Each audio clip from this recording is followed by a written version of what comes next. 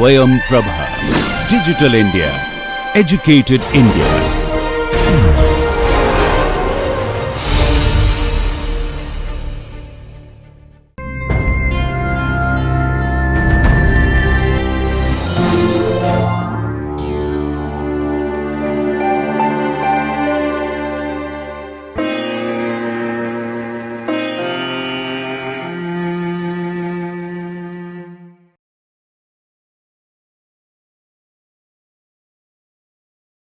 Hello, I am Dr. Shubha, Professor of Anatomy from Kempegowda Institute of Medical Sciences, Bangalore.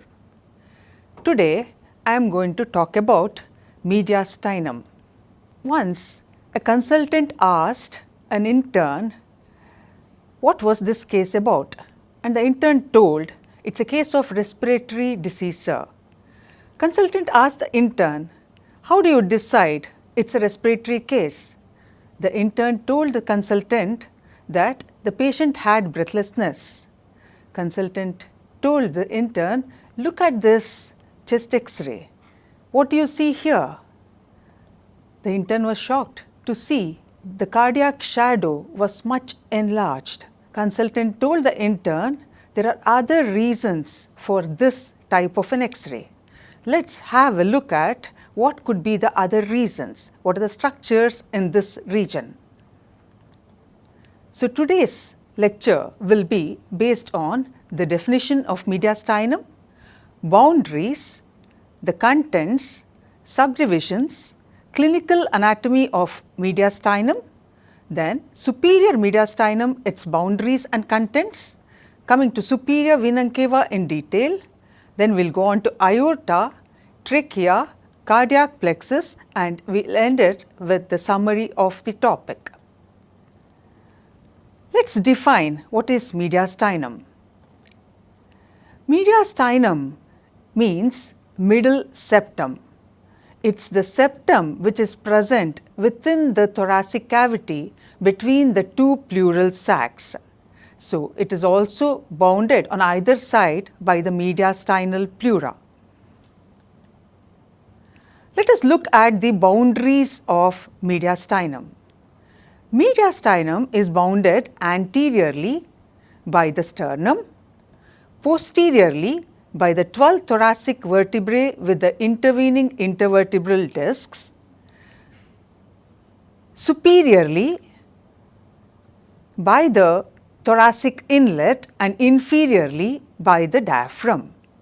You can also have a cross-sectional view here, and the mediastinum is bounded on either side by the mediastinal pleura.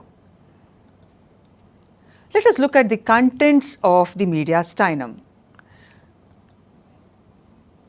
You can see the thymus which is highlighted there. This is a retrosternal content. It is just behind the sternum along with the veins. The main veins are the superior vena cava with its tributaries, that is the brachiocephalic veins. In the intermediate part, you find the pericardium with its contents, that is the heart and the great vessels, along with the phrenic nerve and the accompanying pericardiaco-phrenic vessels. Prevertebral contents are the trachea, esophagus which is accompanied by the two vagus nerves, the azygous venous system, and the sympathetic trunk and its branches. You can also appreciate here the descending thoracic aorta and the pulmonary vessels. They are also part of the mediastinum. Now let us look at the subdivisions of mediastinum. An imaginary plane which passes through anteriorly at the sternal angle and posteriorly at the lower border of the fourth thoracic vertebra will divide the mediastinum into a superior mediastinum and an inferior mediastinum. So, this is an imaginary plane dividing the mediastinum into superior and inferior mediastinum for descriptive purposes. Now, let us look at these subdivisions which are part of inferior mediastinum. So, we know superior mediastinum is above the imaginary plane.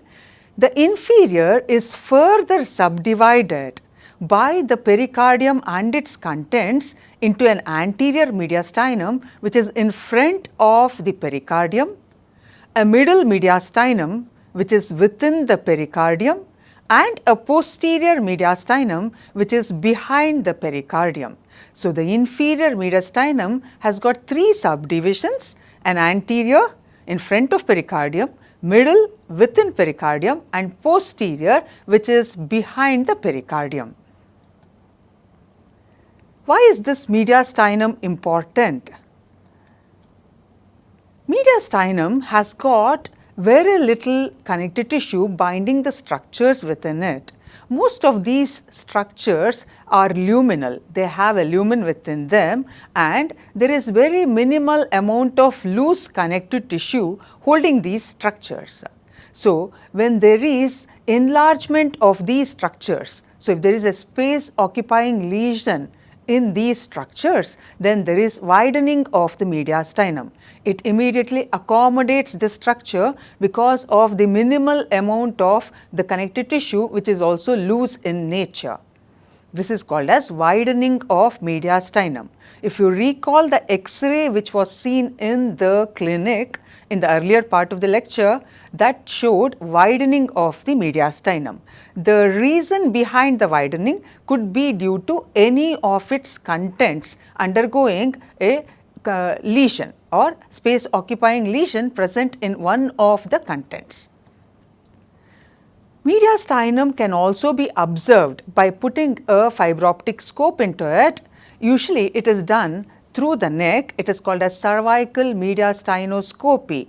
It is many a times accompanied by biopsy of one of the structures like the lymph node. Then it is mediastinal biopsy.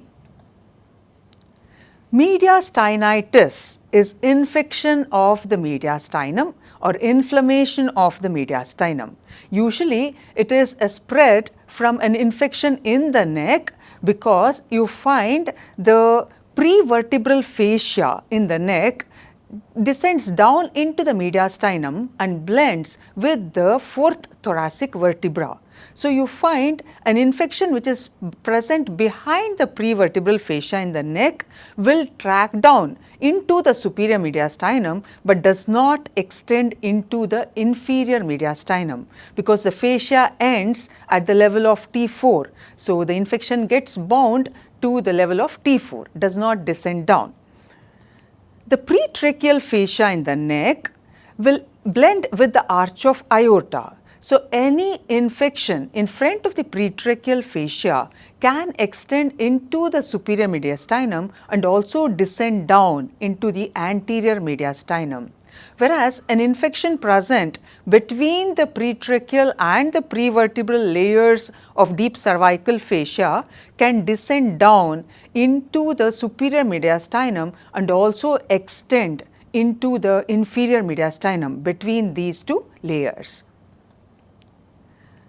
You find the mediastinum is occupied by the veins which are present mostly on the right side. The veins, as we know, will allow enlargement when there is an increased venous return, whereas the arteries usually have a constant blood flow. So, the presence of veins on the right side acts as a dead space within the mediastinum. So, any enlargement of structure within the mediastinum, that is a space occupying lesion, usually will project to the right rather than to the left because of the available dead space surrounding the veins present on the right side. Mediastinal syndrome, it is due to compression of mediastinal contents by a space occupying lesion like a tumor. So, what happens is it is associated with compression of various structures and the resulting symptoms and signs. If a patient has dysphagia, it could be due to compression of the esophagus, unable to swallow. If there is dysphonia, if there is compression of the recurrent laryngeal nerve, there can be hoarseness of voice or loss of voice. There can be compression of the trachea itself. Then a person will have dyspnea, difficulty in breathing. So these are put together and called as mediastinal syndrome. Mediastinal shift is when the mediastinum, which is a midline septum, shifts to one side. If there is a disease like atelectasis, when there is a collapse of the lung, then what happens is there is decrease in the intrapleural pressure. Then the mediastinum shifts to the diseased side. If there is increased intrapleural pressure, for example, in diseases like pneumothorax, then you find the mediastinal shift happening towards the healthier side. So a mediastinal shift can be appreciated by checking the or palpating the trachea in the suprasternal notch. In case of mediastinal shift, the trachea will be deviated to the corresponding side. Now coming to the superior mediastinum, let us look at the boundaries of superior mediastinum. Superior mediastinum is bounded by anteriorly the manubrium sterni, superiorly by the inlet of the thoracic cage, posteriorly by the upper four thoracic vertebra and the intervening intervertebral discs, inferiorly by the imaginary plane which separates it from the inferior mediastinum. On either side, it is bounded by the mediastinal pleura. So this is the mediastinal pleura on the sides. So these are the boundaries. Above is the thoracic inlet, below is the imaginary plane, anteriorly is the manubrium sternum, and posteriorly is the thoracic vertebrae upper four. On either side, the mediastinal pleura. Let us look at the contents of the superior mediastinum. A retrosternal content which is present here is the thymus. In front of the thymus, you also find the muscles which take origin and go upwards into the neck. They are the sternohyoid and sternothyroid. So just behind this, you will find this bilobed structure, the thymus. Thymus is present in the neck and also in the superior mediastinum behind the sternum. It is an organ which is present in children, keeps increasing in size up to puberty, and thereafter it decreases in size undergoing atrophy. So the maximum size is found in pubertal children. This releases a hormone called thymosin, and this helps in bringing about immunity. So this is thymus. Let us look at the other contents.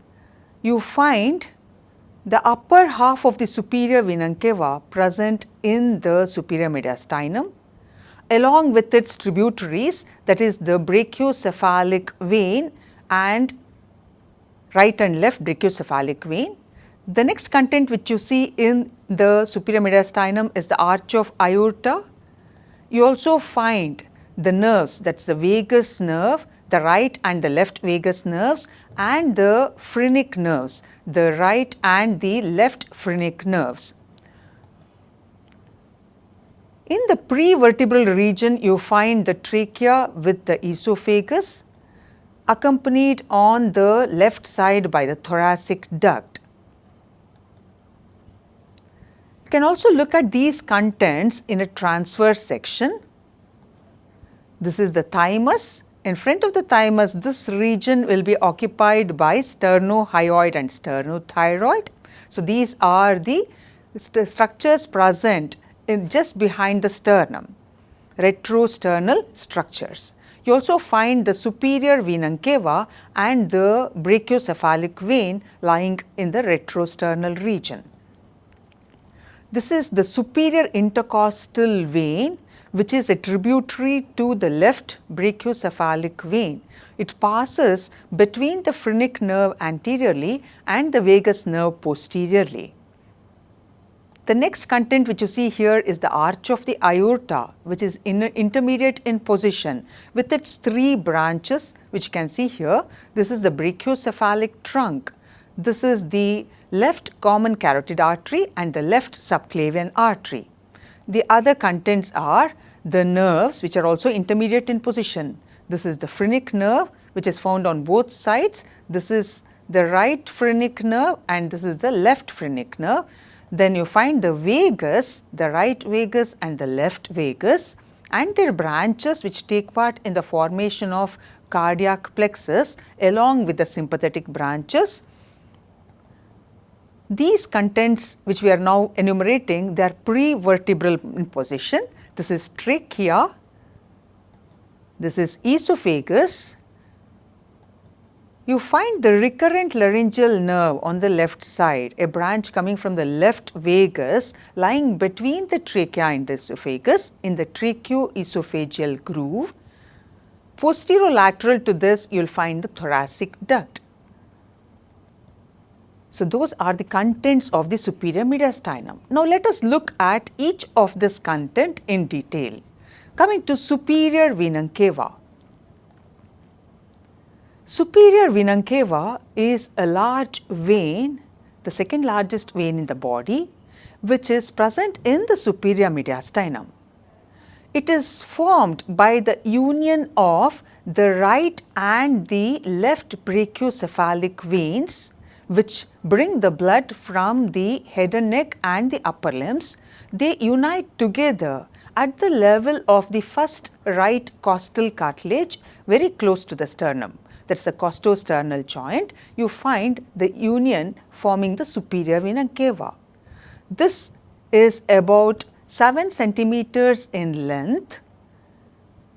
It is proximal part of the superior vena cava, about 3.5 centimeters, is extrapericardial. At the level of the second costal cartilage, it pierces the pericardium and enters the pericardium lying within the middle mediastinum, and this is intrapericardial. The lower 3.5 centimeters is intrapericardial. Just at the level of the third costal cartilage, it ends by terminating into the right atrium, into the sinus venerum part of right atrium. That is where the superior vena cava ends. So, formation is by the union of the right and the left brachiocephalic veins at the level of first costal cartilage. Termination is into the sinus venerum of the right atrium at the level of third costal cartilage. So, it extends from first costal cartilage to third costal cartilage, 7 centimeters in length. Proximal half, that is about 3.5 centimeters, is extrapericardial. The lower half, that is the lower 3.5 centimeters, is intrapericardial. It is going to enter the pericardium at the level of the second costal cartilage. That is where it is going to pierce the pericardium and become intrapericardial. When you look at the relations of the superior vena cava, you can see this is the superior vena cava. It is related anteriorly to the right lung and the pleura, which separates it from the internal thoracic vessels of the right side and the right intercostal spaces. To the medial side, it is related to the ascending aorta and the brachiocephalic trunk. Posteromedially, it is related to the trachea, esophagus and the vagus nerves.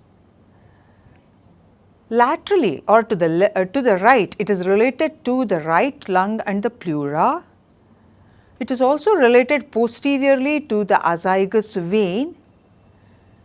In the lower aspect, it is related to the right lung root. So, these are some of the important relations of the superior vena cava, which we can appreciate in this transverse section, which is taken at the level of the fifth thoracic vertebra. Let us look at the tributaries of superior vena cava. It has got formative tributaries, that is the right and the left brachiocephalic veins. The other named tributary is the azygous vein, which ends in the superior vena cava just before it pierces the pericardium, azygous vein. The other veins are the small veins, that is the mediastinal veins, which are present in the mediastinum. And also the pericardial veins can end in superior vena cava. These tributaries will connect superior vena cava with inferior vena cava. You find the azygous vein which ends in superior vena cava has a communication with inferior vena cava. You also find the tributaries of the formative veins of superior vena cava are connected by indirectly to inferior vena cava through its tributaries. All these become important when there is collateral circulation happening. If the superior vena cava is obstructed, if it happens above the azygous vein, before azygous vein ends in superior vena cava, then you find superior vena cava can get obstructed above it. Then what do you see? You find the collateral circulation happening through the veins, through the intercostal veins and the azygous vein itself. So, you find the veins which are enlarged on the upper half of the body, they are the collaterals which are going to connect the upper part of the body veins with the azygous vein. So, through this the upper part of the body will be draining into the superior vena cava itself via the azygous vein. So, you find enlargement, venous engorgement happening in the upper half of the body. Whereas superior vena caval obstruction, if it happens below azygous termination, then you find that superior vena cava has to have collateral circulation taking the blood to inferior vena cava. This you find via the tributaries of superior vena cava which communicate with inferior vena caval tributaries. One such tributary which connects axillary vein with the femoral vein is thoracoepigastric vein. This can be seen in the anterolateral aspect of the thorax and the abdomen being enlarged in case of superior vena caval obstruction below azygous vein. So, this tributary will be enlarged. This is thoracoepigastric vein. This will transfer the blood from the upper half of the body through these communications to the femoral vein, and then the femoral vein blood will be transmitted into inferior vena cava and the heart. That is how the collateral circulation takes place. This is seen here. Superior vena cava obstruction will take the blood back through brachiocephalic veins, subclavian vein, then the axillary vein. Axillary vein is receiving lateral thoracic vein, and lateral thoracic vein is connected to superficial epigastric vein through the thoracoepigastric, which we saw enlarged in case of superior vena caval obstruction below azygous. So, this superficial epigastric vein will be connected to the great saphenous vein, the femoral vein which drains into common iliac, which forms the inferior vena cava, and this ends in the right atrium. That is how the superior vena caval blood is shunted to inferior vena cava through this engorged vein, that is the thoracoepigastric vein. This is called as cava vena caval shunt.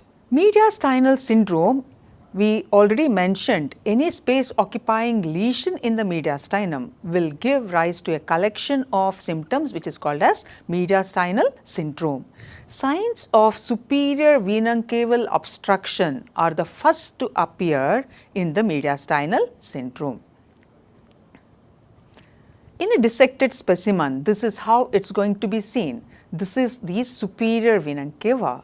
Here is the arch of aorta, here is the trachea, and behind that is the esophagus. You can see the branches of the arch of aorta are present here. So, this is superior vena cava, which is on the right side of the mediastinum. So, this whole area is between the two pleural sacs and the lungs. So, this area is the mediastinum. Since we are looking at the upper part, this is the superior mediastinum. So, this is superior vena cava. Next, going on to aorta. Aorta is the largest artery in the body. This has got three parts. It's going to arise from the left ventricle. From the outflow tract of the left ventricle, you find the aorta coming out. It has a proximal part which ascends up within the pericardium. This proximal part is called as ascending aorta. The next part, which curves upwards and backwards and to the left, this is called as arch of aorta, and this descends down from the left side towards the midline in the thoracic cavity. This is called as descending thoracic aorta. Once it passes through the diaphragm, aortic opening in the diaphragm, it becomes the abdominal aorta. So, this is the abdominal aorta. So, you find proximal portion is called as ascending aorta, then there is arch of aorta which continues down as the descending thoracic aorta. The beginning and the termination of arch of aorta is at the same level, that is at the sternal angle level or level of lower border of T4, thoracic vertebra 4. When we look at the ascending aorta, you find the proximal portion of the ascending aorta shows certain enlargement which are called as aortic sinuses of Valsalva. Aortic sinuses of Valsalva. There are three aortic sinuses below the supravalvar ridge. You find three aortic sinuses. These aortic sinuses will show enlargement, and two of these will give origin to arteries. The one which gives rise to the right coronary artery, it is called as anterior aortic sinus, and the other two are the posterior aortic sinuses. The left posterior aortic sinus gives origin to the left coronary artery, whereas the right posterior aortic sinus does not give rise to any coronary artery. It is called as non-coronary sinus. These are the sinuses of Valsalva, a slight dilatation which is found in the aorta, that is the ascending aorta. You find an enlargement or bulging of the aortic wall to the right side at the junction of ascending aorta with the arch of aorta. You find this part of the right side of the aortic wall bulges. This is called as aortic bulb. This is probably due to the force of the blood which ejects into the aorta forcefully from the left ventricle, which keeps hitting this wall, resulting in dilatation of this, which is called as aortic bulb. The ascending aorta continues as the arch of aorta, and this is at the level of the sternal angle, which is towards the right side, the second costal cartilage.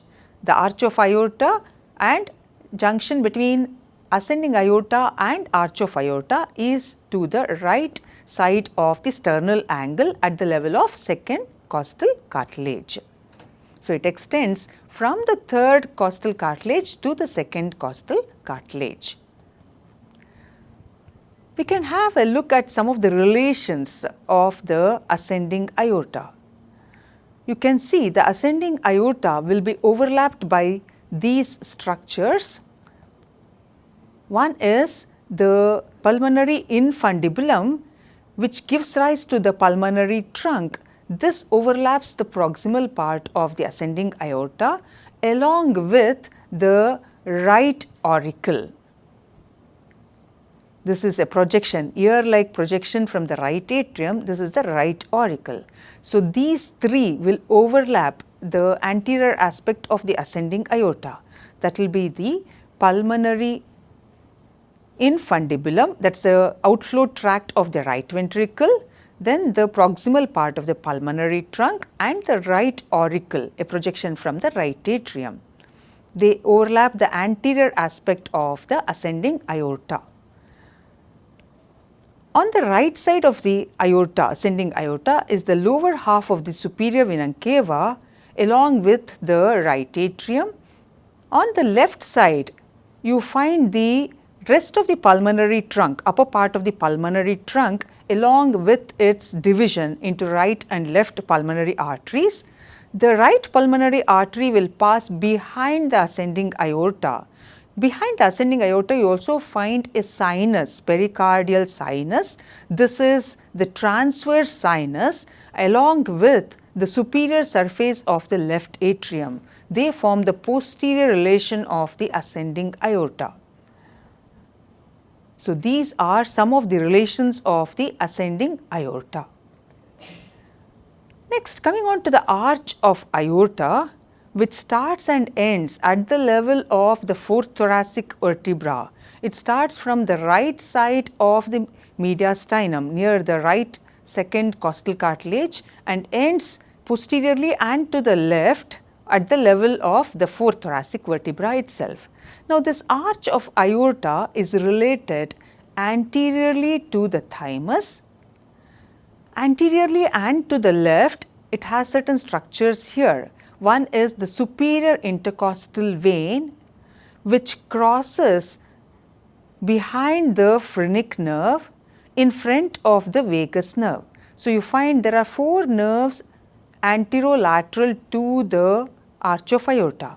Anteriormost is the phrenic nerve, posteriormost is the vagus, in between are the 2 cardiac branches. The anterior one is the cervical cardiac branch of the vagus, that is the inferior cervical cardiac branch of the vagus. Posterior one is the superior cervical cardiac branch of the superior cervical sympathetic. These will go into formation of the superficial cardiac plexus. You also find the deep cardiac plexus in relation to the arch of aorta posteriorly, which is between the arch of aorta and the trachea. So, this is the deep cardiac plexus. So, posteriorly it is related to the deep cardiac plexus, the trachea along with the vagus nerve, and you also find the esophagus posterior to the trachea. The left recurrent laryngeal nerve occupies the tracheoesophageal groove and posterolaterally there is thoracic duct. So, these structures are posterior and to the right of arch of aorta. That is the cardiac plexus. Then you find the trachea with the right vagus, the recurrent laryngeal nerve in the tracheoesophageal groove, the esophagus and the thoracic duct, and the fourth thoracic vertebra posterior to it. So, these structures lie posterior and to the right. These structures are anterior and to the left. Immediately above the arch of aorta, you find the branches, that is the brachiocephalic trunk, the left common carotid artery and the left subclavian artery. Below the arch of aorta, you find the pulmonary trunk dividing and you find the right pulmonary artery running below the arch. The left pulmonary artery proximal part is connected by a ligament with the arch, that is called as ligamentum arteriosum. You also find the cardiac plexus, that is the superficial cardiac plexus below the arch of aorta. So, these are some of the relations inferiorly to the aorta. Next, going on to the descending thoracic aorta, which is the continuation of the arch from the level of the lower border of fourth thoracic vertebra. You find this descending thoracic aorta will continue from the lower border of fourth thoracic vertebra till the 12th thoracic vertebra. You find the descending thoracic aorta lying within the thoracic cavity in the mediastinum. Now, this is the arch of aorta which is continuing as the descending thoracic aorta. This is the trachea. You can see the trachea bifurcating here and the left bronchus crossing in front of the descending thoracic aorta. You find the esophagus, which is on the right side of the descending thoracic aorta in the upper part, comes to lie anterior to it with a pleural recess between the two, forming the mesoesophagus in the lower part. So, you find it is an anterior relation in the lower part, the esophagus to descending thoracic aorta. You also find on the right side the thoracic duct present on the right side of the aorta in the lower part. At the level of T4, it is going to cross and go off to the left side. Some of the other relations can be appreciated. Descending thoracic aorta is related posteriorly to the lower 8 thoracic vertebrae. You also find the superior and the inferior hemiazygous veins crossing the midline and ending in the azygous venous system. The azygous vein along with the thoracic duct is present to the right side of the descending thoracic aorta. All three of them will be passing through the aortic aperture in the diaphragm. The thoracic duct is between the azygous vein on the right side and the aorta on the left side. So, this is the descending thoracic aorta. This is the azygous vein, and here is the thoracic duct and the esophagus. It comes to lie anterior to the aorta in the lower part. Now, let us look at the branches of the aorta. We have already told the ascending aorta gives off two branches, that is the right coronary, a branch coming from the anterior aortic sinus, and the left coronary coming from the left posterior aortic sinus of Valsalva. The arch of aorta gives off three branches. One is the brachiocephalic trunk or the innominate artery, which divides into the right common carotid and right subclavian.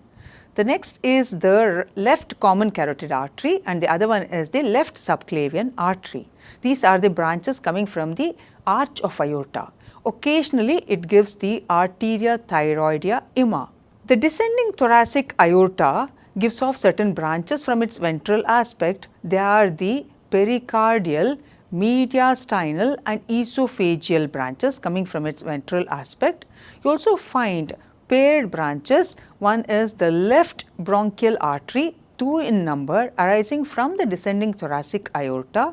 The right bronchial artery is an indirect branch. It comes from the third right posterior intercostal artery. You find the descending thoracic aorta gives off the intercostal arteries from 3rd to 11th, both on the right and the left.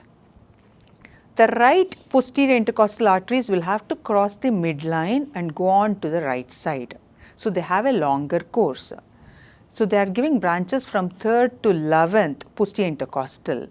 The first and second, if you recall, they are branches coming from higher up, that is the superior intercostal artery, which is in turn a branch of subclavian artery, the indirect branch of subclavian artery, which is in the root of the neck, that gives costocervical trunk, and that gives superior intercostal artery, which is going to supply the first and the second spaces, that is the posterior intercostal.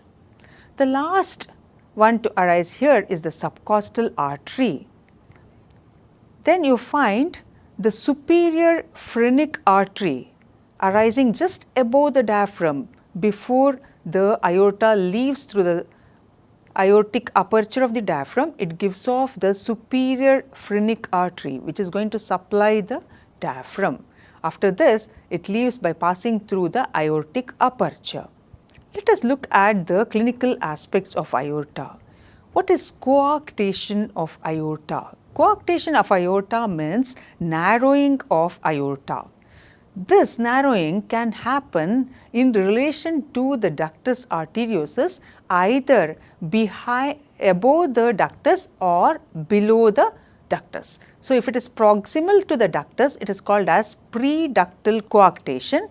If it is distal to the ductus, it is called as postductal coarctation. If it is preductal coarctation, it is usually associated with patent ductus arteriosus, and this is not formed the ligamentum arteriosum. So, usually it is found in children, preductal coarctation with the patent ductus arteriosus, which allows the collateral circulation. If it is postductal coarctation beyond the ligamentum arteriosum, then you find the ductus arteriosus has undergone resorption and it has formed the ligamentum arteriosum, an involuted structure, ligamentum arteriosum. So, this postductal coarctation, collateral circulation has to happen through the branches of the aorta, with the branches which are connecting the lower part. So, you find the posterior intercostal arteries will be enlarged because they are going to communicate with the lower branches, and this posterior intercostal arteries which are enlarged can result in notching of the ribs, which can be appreciated in X-rays.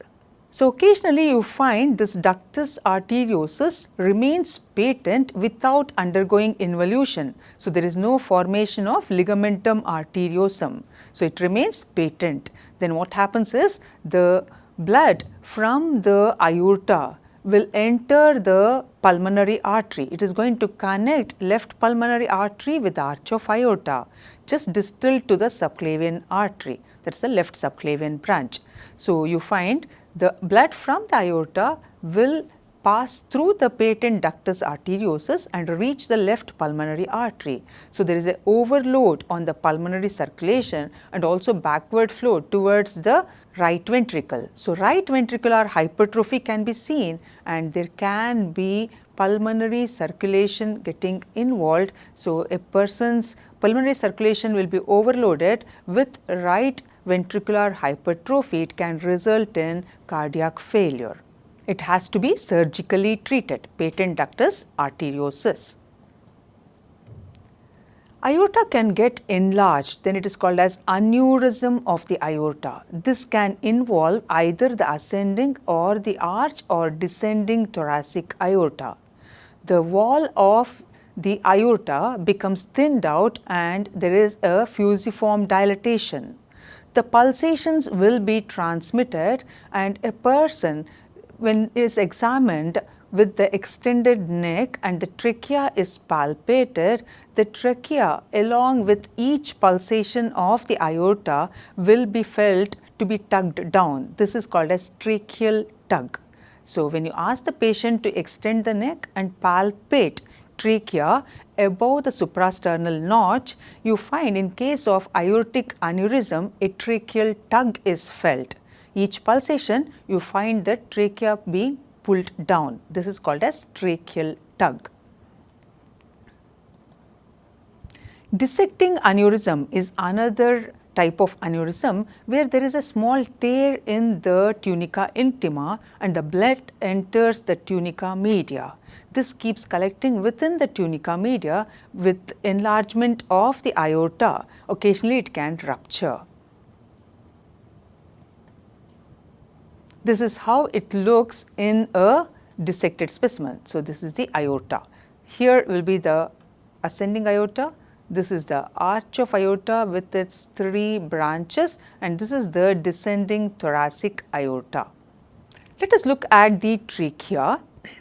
It is present in the neck and it continues down into the superior mediastinum. So, it extends from the level of the 6th cervical vertebral lower border, where the larynx continues as the trachea.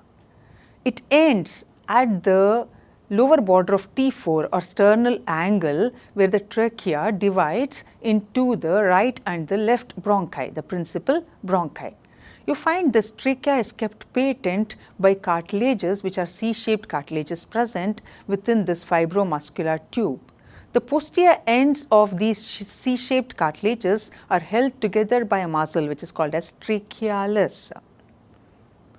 It is crossed anteriorly by the arch of aorta and superiorly by the isthmus of the thyroid gland, along with the left brachiocephalic vein and the inferior thyroid veins. These are the structures which cross the trachea anteriorly. Posteriorly, it is related to the esophagus. On the right and left side, it will be related to the nerves, the right vagus and the phrenic, along with the right lung and pleura. On the left side is the left recurrent laryngeal nerve. Then you find the branches of the aorta, that will be the left common carotid and the subclavian, going towards the left side of the trachea. You also find the vagus and the phrenic lateral to it, along with the left lung and pleura. The C-shaped cartilages, when you come towards the end, lower end of the trachea, which is about 10 to 11 centimeters in length, will have a projection. The lowermost cartilage, there are about 16 to 20 cartilages, and this, the lowest one, will have a small inferior process which will hook the lower end of the trachea and go and get attached to the rest of the cartilage, forming a complete enclosure for this lower end of the trachea near its bifurcation. This is called as carina. Carina will show a small elevation on the internal aspect of the trachea, which can be used as a guide when doing bronchoscopy. So, this is the arch of aorta anterior to the trachea, and here is the esophagus which will be posterior to the trachea. Thoracic duct also crosses the posterior aspect of the trachea from the right to the left side. Tracheal shadow can be appreciated in radiograph because of its content, that is the air. So, air is translucent, so it appears dark in color in a plain X-ray. So, this can be appreciated. So, any shift in the trachea due to mediastinal shift can be appreciated by a plain radiograph itself. Palpation in the suprasternal notch of the trachea will tell you whether the mediastinum is in normal position or it is deviated or shifted to one of these sides. Carina, which we have already told you, will guide a surgeon while putting a fiber optic scope through the trachea, either to do a bronchoscopy or a biopsy. It is also one of the last defense mechanisms of the respiratory system because it has sensory nerve endings which will stimulate cough when there is a foreign particle entering the trachea. Tracheoesophageal fistula are communications between the trachea and the esophagus. It is a developmental anomaly wherein the septum between the trachea and esophagus is not properly developed. This is a dissected specimen showing the trachea from the superior view of the superior mediastinum. Behind the trachea, you find, this is the trachea, you find the esophagus with a collapsed lumen. In the front of the trachea, you find the arch of aorta. To the right of the trachea, you find the superior vena cava. These are the branches of the arch of aorta, that is the brachiocephalic trunk and the left common carotid. Behind this will be the left subclavian artery. Let us look at the cardiac plexus, the other structure present in the superior mediastinum. Cardiac plexus is made up of both parasympathetic and sympathetic nerves which are going to supply the heart. There are two cardiac plexuses present, one is superficial and the other one is deep. Superficial cardiac plexus is present just below the arch of aorta in front of the pulmonary trunk division. And this superficial cardiac plexus can have a ganglion present in it, that is called as cardiac ganglion of Risberg. The contributions for the superficial cardiac plexus are two in number.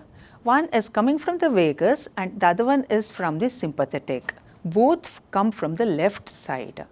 You find the left vagus gives the inferior cervical cardiac branch which joins the superficial cardiac plexus, and the left sympathetic, the superior cervical sympathetic ganglion gives a superior cervical cardiac branch which joins the superficial cardiac plexus.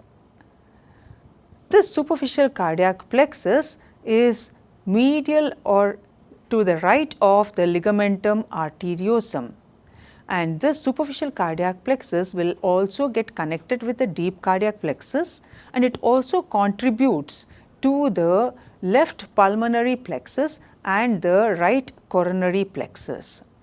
All the other branches of both the vagi and the sympathetic trunks will be joining the deep cardiac plexus. So, you find the sympathetic trunk, the cervical and upper 3 or 4 thoracic sympathetic ganglia will give branches, they are called as cardiac branches. So, except for the superior cervical sympathetic, giving the superior cervical cardiac branch. All the other branches of this sympathetic, cervical and the thoracic, will be joining the deep cardiac plexus along with branches from the right and the left vagus. You find the left vagus inferior cervical cardiac branch will go to form the superficial plexus, whereas all the other branches of both vagus will contribute to the deep plexus. Where is this deep plexus situated now? It is situated in front of the tracheal bifurcation behind the arch of aorta. If you recall, the superficial cardiac plexus was below the arch of aorta, whereas the deep cardiac plexus is behind the arch of aorta. Now, this is going to contribute to both right and left pulmonary plexus, to both right and left coronary plexus, and it also receives communication with the superficial cardiac plexus. To summarize, what we have seen today is the mediastinum and its subdivisions into superior, inferior and further divisions of the inferior. We have seen the applied importance of the mediastinum like mediastinitis, mediastinoscopy, mediastinal shift, etc. We have looked at the superior mediastinum and its contents, most important contents being the arch of aorta and the superior vena cava. We also have looked at the aorta as a whole, the superior vena cava, the trachea and the cardiac plexus. Today we will be looking at the specimen which shows us the mediastinum. Once we split open the manubrium sternum and the sternum, rest of the sternum has been removed, the mediastinal contents have been exposed. So, we can have a look at the structures which are present in the superior mediastinum, and all of you know the lower limit of the superior mediastinum is formed by a plane which runs from the sternal angle to the lower border of T4 vertebra, that is the thoracic fourth vertebra. So, you find this is the lower limit of the superior mediastinum, and the structures which you can identify here will be, this is the vein. Which vein do you think runs across the mediastinum? Yeah, this is the left brachiocephalic vein. It has got a longer course starting from the left sternoclavicular joint. It runs towards the right sternoclavicular joint, where it unites with the right brachiocephalic vein to form the superior vena cava. This superior vena cava runs in the superior mediastinum from the first costal cartilage till the second costal cartilage. The junction of superior and the inferior mediastinum is at the level of the second costal cartilage. At this level, the superior vena cava is going to pierce this fibrous structure. What do you think this is? Pericardium. This is the fibrous pericardium. So, this part of the superior vena cava is extracardiac, whereas this part, after it pierces the fibrous pericardium, it becomes intracardiac, okay, intrafibrous structure. So, from the second costal cartilage till the third costal cartilage, you find the superior vena cava lying within the fibrous pericardium, and it terminates in the right atrium. Which part of right atrium does it open into? The posterior smooth sinus venerum. It opens into the posterior smooth sinus venerum. So, this is the right atrium. It has a posterior smooth part and an anterior rough part. So, it opens into the posterior smooth sinus venerum. So, this is the superior vena cava. You can see the formative tributaries are the brachiocephalic veins, and just before it pierces the fibrous pericardium, you can see a structure coming and ending in the superior vena cava. That is the azygous vein, unpaired vein. It is arching over this structure. What is this? Root of the right lung. It arches superior to the root of the right lung and opens into the superior vena cava before it pierces the fibrous pericardium. So, this is superior vena cava, and this is the brachiocephalic left side, and this is the arch of the azygous vein. You can have a look at this structure which is present in the neck, which descends down in the same plane to reach the superior mediastinum. It's a prevertebral structure. It can be felt because it has got cartilaginous rings in it, so it can be palpated as a slightly harder structure, and this is the trachea. The upper end of the trachea is the junction between the larynx and the trachea. This is at the level of C6, lower border of C6. Anteriorly it is indicated by the cricoid cartilage, lower border of cricoid cartilage, from where the trachea descends down, reaches the superior mediastinum. Posteriorly it is related to esophagus, anteriorly it is related to the aortic arch and its branches. At the level of the sternal angle, it is going to terminate by dividing into the two principal bronchi. The lower end of the trachea is the carina. So, this structure here can be seen, that is the trachea. This structure is the trachea. The other structure which we can see here is the aorta. So, you find the aorta is the continuation of the aortic vestibule, which is a part of the left ventricle. What you see here is the right ventricle, which is continuing as the pulmonary infundibulum, that becomes the pulmonary trunk. So, this aorta initially, the ascending aorta is overlapped by the pulmonary trunk. The pulmonary trunk is going to divide into the right and the left pulmonary arteries. The ascending aorta is going to continue as the arch of the aorta. At the junction of the ascending aorta and the arch, which is at the level of sternal angle, you will find a slight bulging of the aorta on the right side. This is called as aortic bulb. This is due to the projectile nature of the blood which is being pumped into the aorta. So, it creates the aortic bulb.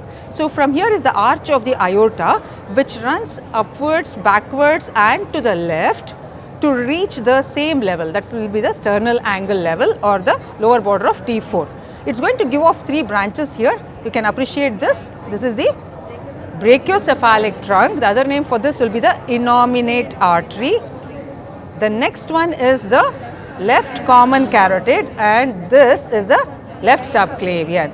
After it gives off the left subclavian, the inferior aspect of the aorta is joined to the left pulmonary artery by a ligamentous band, that is called as ligamentum arteriosum. That is a remnant of ductus arteriosus, which helps in the fetus to bypass the pulmonary circulation. Directly the blood enters from the pulmonary trunk to the aorta, bypassing the pulmonary circulation. So, this is the ligamentum arteriosum. Ligamentum arteriosum is hooked by a branch coming from this nerve.